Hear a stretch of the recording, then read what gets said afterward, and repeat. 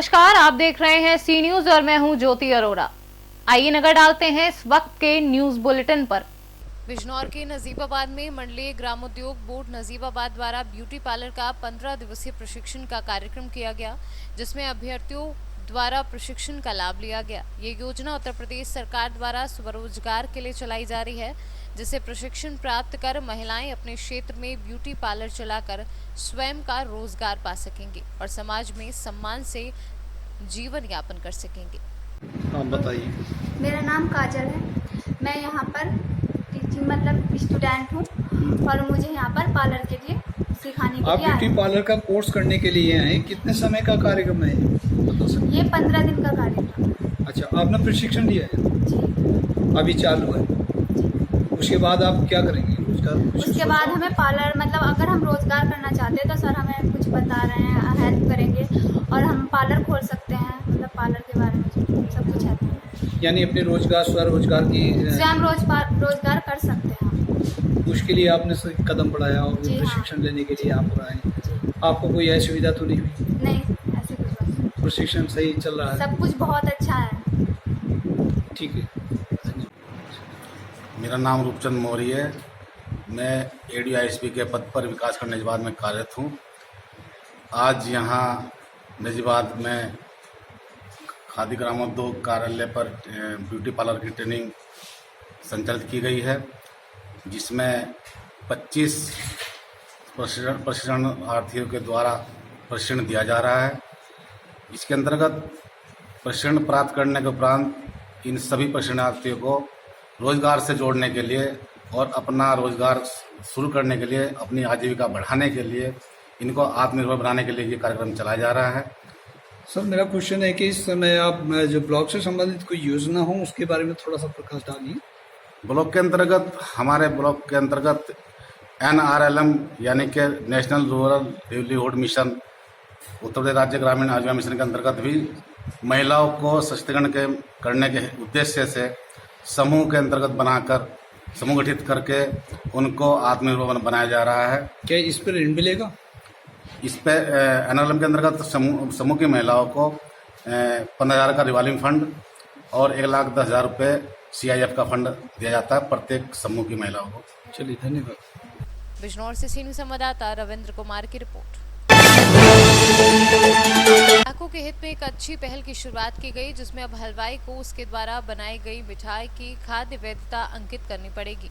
जी हां, उत्तर प्रदेश सरकार के खाद्य सुरक्षा अधिनियम के अनुसार 1 अक्टूबर से एक नियम लागू किया गया है, जिसमें हलवाई स्वीट्स को अपनी ट्रे पर वह डेट अंकित करेगा, जिसमें यह दिखाया जाएगा कि यह मिठाई कब से कब तक खाने योग्य है। इस नियम को लागू करने के लिए फिरोजाबाद जिला अभियंत्रण अधिकारी खाद्य सुरक्षा विभाग के डॉक्टर सुधीर सिंह ने बताया कि इस नियम के अनुसार अब हलवाइयों को अपनी दुकान पर रखी मिठाई की वह डेट अंकित करना है, जिससे ये पता चल सके कि यह मिठाई कब से कब तक खाने योग्य है। विचार के बाद वहाँ से FSSAI ने ये निर्देश निर्गत कर दिए हैं कि मैन्युफैक्चरिंग डेट लिखना तो अनिवार्य नहीं, ये वॉलंटरी होगा, बट ये मिठाइयाँ कब तक यूज की जा सकेंगी इसके लिखना जो है अनिवार्य होगा। जैसे कोई अगर खुली मिठाई बेच रहा है तो उसको अपने ट्रे पे एक स्लिप लगानी होगी और उसको ये लिखना होगा कि ये बेस्ट बिफोर डेट या यूज बाई डेट क्या है इसके लिए। कि जैसे मान लीजिए अगर वो मिठाई खुले कंडीशन में रखी हुई है तो खुले कंडीशन में उसकी वैलिडिटी क्या होगी। एक तरीके की पहल है और अभी इसमें काफ़ी कार्य की ज़रूरत है, लेकिन इससे उपभोक्ताओं को काफ़ी फ़ायदा मिलेगा, क्योंकि हमने खुद देखा है कि कई जगह पे जो मिठाइयाँ हैं वो काफ़ी दिन की हो जाती हैं, उसमें फंगस लग जाते हैं, कई तरीके के ऐसे इन्फेक्शन होने के चांसेस होते हैं जिससे कई गंभीर बीमारियाँ हो सकती हैं। तो मेरे ख्याल से उपभोक्ताओं के हित में एक अच्छी पहल है और हम सबको मिलकर इसका स्वागत करना चाहिए।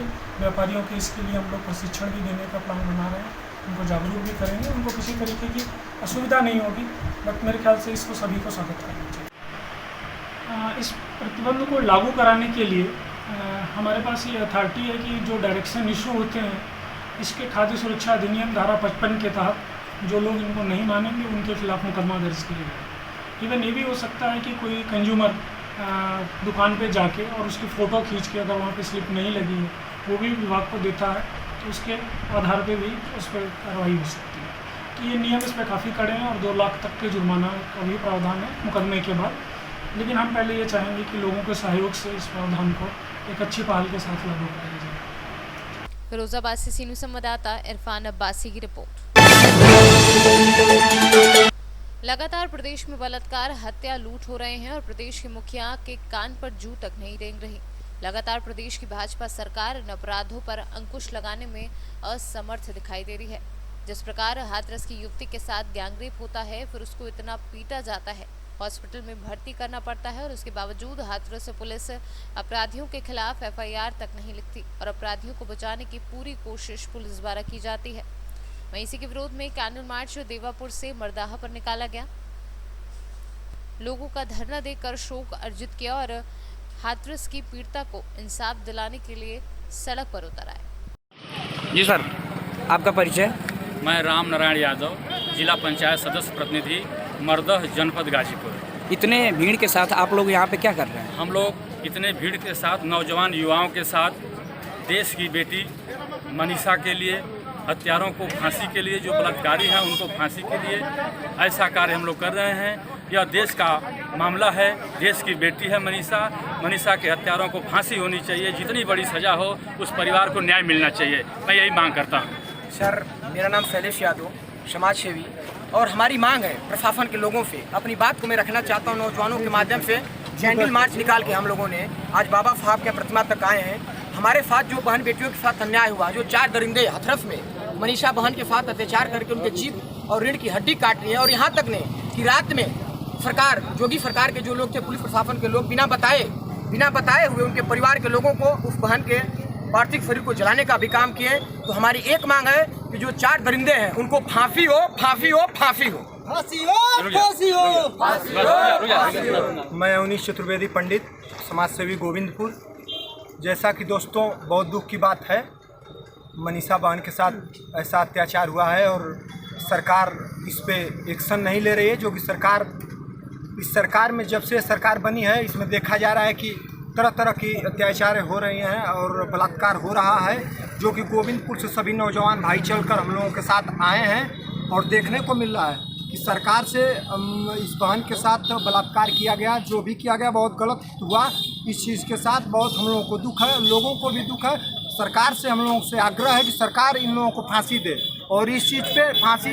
और उसके बाद मनीषा बहन के साथ ये किया गया कि उसके परिवार वालों को उसके मरने के बाद उनके शव को दिया नहीं गया। बताइए, ये सब अत्याचार हो रहा है, सरकार इस चीज़ के लिए अब दोषी है।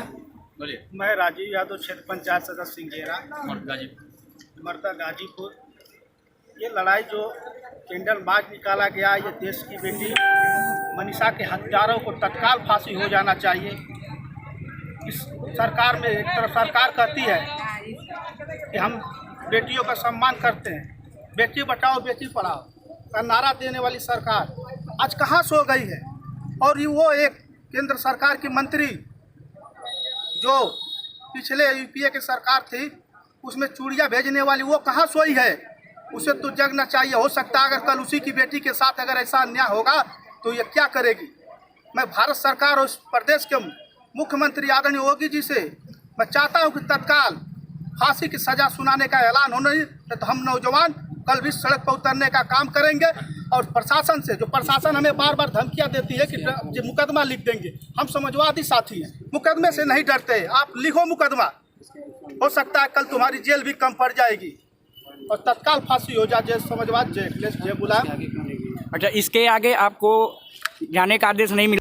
गाजीपुर से सीनियर संवाददाता देवीलाल के साथ हेमंत राज की रिपोर्ट।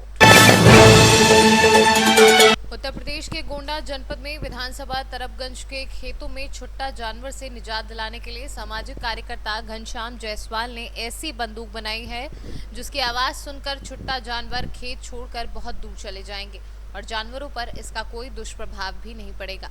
किसान खुशहाल होगा और देश खुशहाल, जिसकी कीमत भी ज्यादा नहीं, केवल 500 रुपए में तैयार हुआ है और लोगों के बीच ये काफी चर्चा का विषय बना हुआ है। किसान ग्राम देवता होते हैं। छुट्टा जानवर उनके खेतों में लगातार डटे रहते थे, फसल को चट कर जाते थे। किसान रात रात जागकर फसल की रखवाली करते थे। इस बड़ी समस्या के निदान के लिए मैंने एक बंदूक बनाया है जिसकी तेज धार से छुट्टा जानवर भाग जाएंगे। इतना ही नहीं, इस बंदूक को चलाने के लिए कोई लाइसेंस की जरूरत नहीं होगी और ये इतना तेज आवाज करेगा कि आवाज सुनकर छुट्टा जानवर भाग जाएंगे और इसके आवाज से छुट्टा जानवर पर कोई नुकसान नहीं पड़ेगा। अब किसानों को अपने खेत की रखवाली करने की आवश्यकता नहीं होगी, केवल 2 फायर करना होगा और किसान का खेत छुट्टा जानवर छोड़कर बहुत दूर चला जाएगा। किसानों को समर्पित है बंदूक। गोंडा से सी न्यूज संवाददाता कल्पराम त्रिपाठी की रिपोर्ट। उत्तर प्रदेश के जनपद मुरादाबाद की तहसील बिलारी के गांधी पार्क पर उत्तर प्रदेश स्टूडेंट्स यूनियन के कार्यकर्ताओं ने नगर में कैंडल मार्च निकालकर अंबेडकर पार्क पहुंचकर 2 मिनट का मौन धारण कर मनीषा को श्रद्धांजलि दी। इस दौरान उत्तर प्रदेश स्टूडेंट यूनियन के प्रदेश अध्यक्ष चौधरी शुभम राठी ने कहा कि उत्तर प्रदेश में कानून व्यवस्था चरमराई हुई है। लगातार लूट, अपहरण, हत्या और बलात्कार के केस सामने आ रहे हैं। किस बात को लेकर विरोध प्रदर्शन कर रहे हैं आपको पता है इस समय पूरा उत्तर प्रदेश, पूरा देश बहन मनीषा के लिए उसके न्याय की मांग कर रहा है। जैसा कि आप जानते हैं कि प्रशासन और शासन किस तरीके से उस बहन के न्याय की बात को दबाने पर लगा हुआ है। आप जानते हैं कि रात 2:30 बजे बिना उसके परिवार की अनुमति के उस बहन का अंतिम संस्कार कर दिया।